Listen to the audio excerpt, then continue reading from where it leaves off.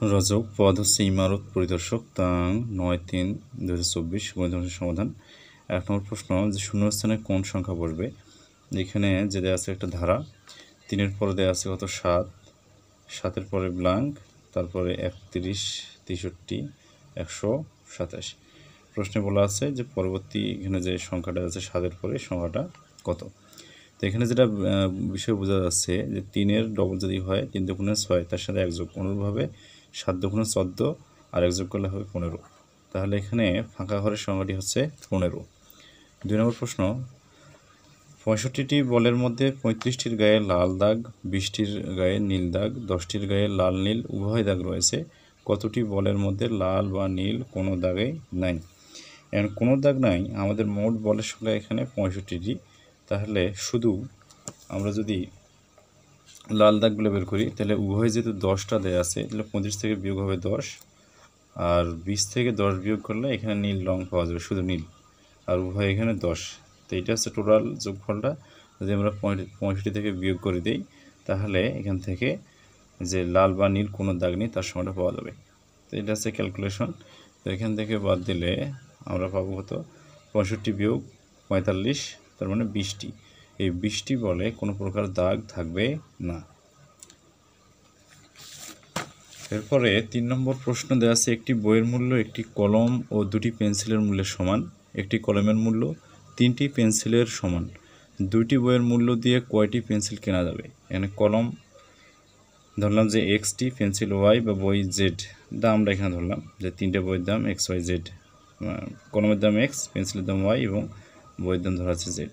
কারণ প্রথম যে বিষয়টা শর্ত, যেটা জেড যদি বইয়ের দাম হয় তাহলে একটা কলম এবং 2টে পেন্সিলের দামের সমষ্টির সমান জেড।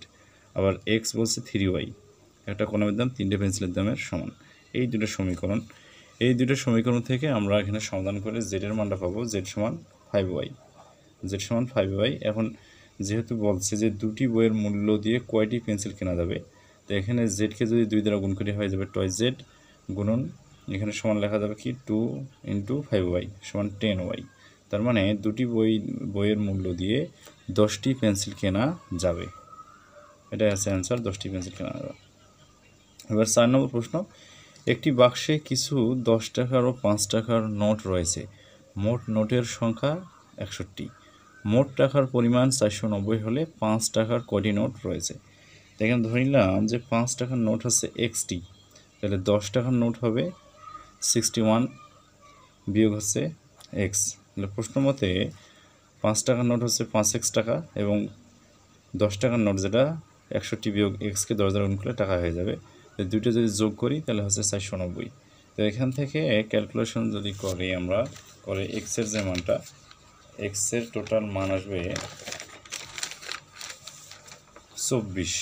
তাহলে এক্সকে ধরছিলাম 5 টাকার নোট, তাহলে 24টা হচ্ছে এখানে 5 টাকার নোট, অ্যান্সার 24। 5 নম্বর প্রশ্ন, একটি ঘড়ি 10% ক্ষতিতে বিক্রয় করা হলো। বিক্রয় মূল্য 45 টাকা বেশি হলে 5% লাভ হতো, ঘড়িটির ক্রয় মূল্য কত? এই প্রশ্নটা অনেক পরীক্ষা আছে এবং আইবিআর যেবার প্রশ্ন ইমারত নির্মাণে এই প্রশ্নটা দিয়েছে। তো 10% ক্ষতিতে বিক্রয় মূল্য হবে 100 বিয়োগ 10 সমান 90 টাকা এবং 10% লাভে বিক্রয় মূল্য হচ্ছে 100 যোগ 10 সমান 110 টাকা। তাহলে বিক্রয় মূল্য বেশি হচ্ছে 110 বিয়োগ 90, 20 টাকা। তাহলে বিক্রয় মূল্য যদি 20 টাকা বেশি হয় তাহলে ক্রয় মূল্য হচ্ছে 100 টাকা, 1 টাকা হলে কম, আর 45 টাকা হলে কত হবে বেশি। তাহলে 100 গুণন 45 ভাগ হচ্ছে 20, তাহলে কাটাকাটি করলে এখানে আমরা মান পাচ্ছি 225 টাকা। তাহলে ওই পণ্য বা ঘড়িটার ক্রয় মূল্য 225 টাকা। এবার আসি 6 নম্বর প্রশ্নে, যে ঘন্টায় 2 কিলোমিটার গতি বৃদ্ধি করায় 36 কিলোমিটার পথ যেতে 3 ঘন্টা সময় কম লাগে।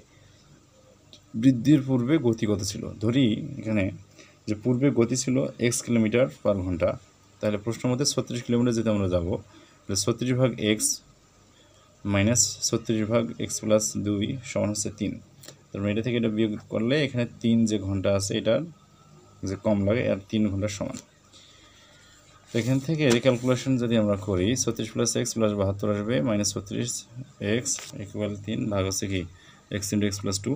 তো এইটা ক্যালকুলেশন করলে এখান থেকে দুইটা মান পাওয়া যাবে, x সমান 4 আর x সমান 6 মাইনাস 6, কিন্তু x এর মানটা ঋণাত্মক হবে না, সো x এর মানটা হচ্ছে এখানে 4।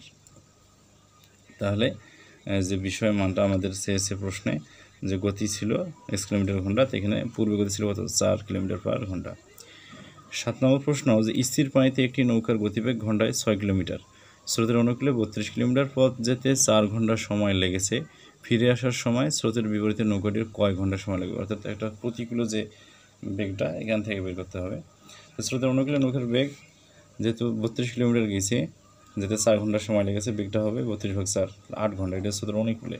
তাহলে এখান থেকে স্রোতের বেগ যেহেতু নৌকার বেগটা দেয়া আছে, তাহলে স্রোতের বেগ হবে 8 - 6 সমান 2 কিলোমিটার পার ঘন্টা, এটা স্রোতের বেগ। তাহলে প্রতিকূলে যদি বেগটা বের করি, প্রতিকূলে বেগ হচ্ছে কত 32, আবার আসবে, তাহলে এখানে প্রতিকূলে বেগের ক্ষেত্রে নৌকার বেগ বিয়োগ হচ্ছে স্রোতের বেগ। তাহলে এখান থেকে 32কে যদি ভাগ করি 6 - 2 দ্বারা, অর্থাৎ 4 দিয়ে 32কে ভাগ করলে এখানে ভাগ করলে মানে আমরা পাচ্ছি 8 কিলোমিটার পার ঘন্টা। সো এখানে অ্যান্সার হচ্ছে 8 কিলোমিটার পার ঘন্টা প্রতিকূলে বেগ।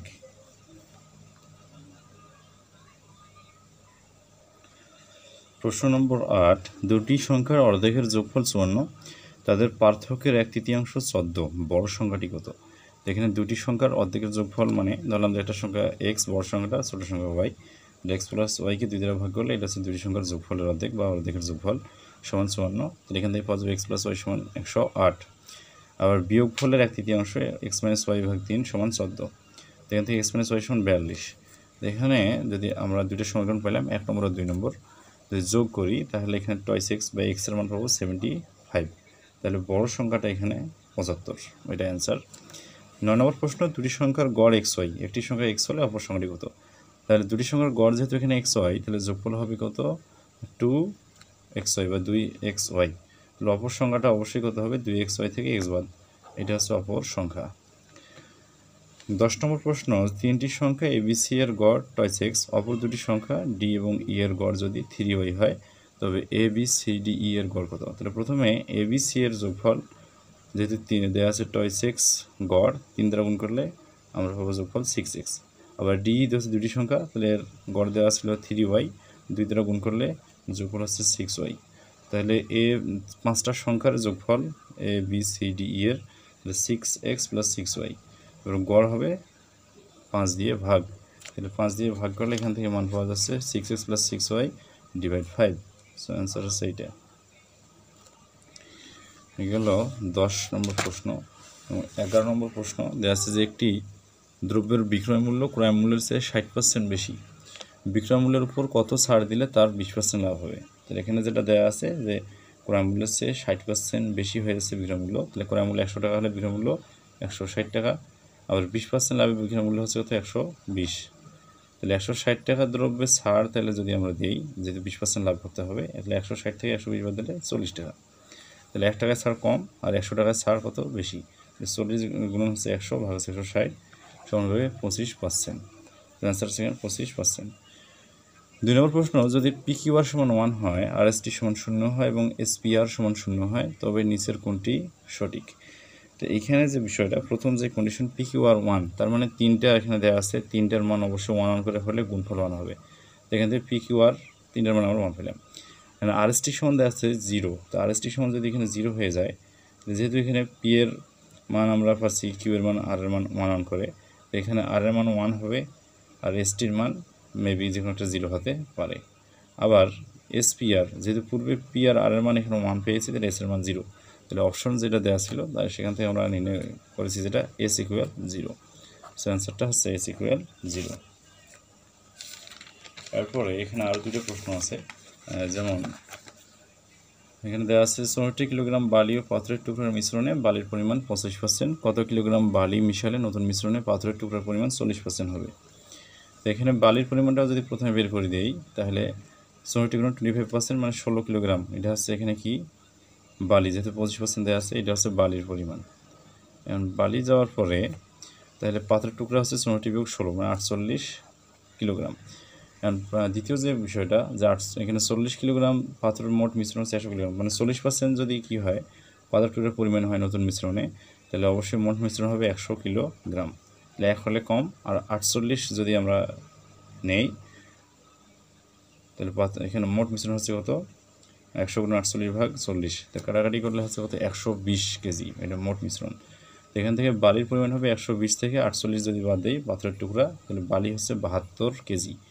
বালির পরিমাণ হচ্ছে এখানে 72 কেজি, যেহেতু পূর্বে আবার বালি ছিল 16 কেজি, তাহলে 72 থেকে 16 বাদ দিলে আমরা পাবো 56 কেজি। এই 56 কেজি বালি এখানে মিশাতে হবে। আনসার হচ্ছে এখানে 56 কেজি। এরপরে যাই একটা প্রশ্ন, যে একটি বাক্সে লাল এবং কালো মার্বেল আছে, লাল ও কালো মার্বেলের অনুপাত 3:5। ওই বাক্স হতে যদি 5টি লাল মার্বেল সরিয়ে নেওয়া হয় তবে লাল ও কালো মার্বেলের অনুপাত 1:2 হয়ে যাবে। ওই বাক্সে মোট কতগুলো মার্বেল আছে ধরলাম, তাহলে আমি এখানে লাল কালো 3x আর 5x, মোট হচ্ছে 3x যোগ 5x সমান 8x। তাহলে প্রশ্ন মতে এই 3x থেকে একটা মানে 5টা বাদ, লাল ভাগ হচ্ছে 5 সমান 1/2। তো এটা ক্যালকুলেশন আমরা করলে এক্সের মান বের হবে 10, আর মোট মার্বেল যেহেতু 8x, 8 × 10 8 × 10 80, তাহলে মোট মার্বেল হচ্ছে 80টি। এই ছিল ইমারত পরিদর্শকের রাজউকের গণিত অংশের সমাধান। আইবিআর কোশ্চেন একটু মোটামুটি পেঁচালো থাকে এবং সিভিলের প্রশ্ন।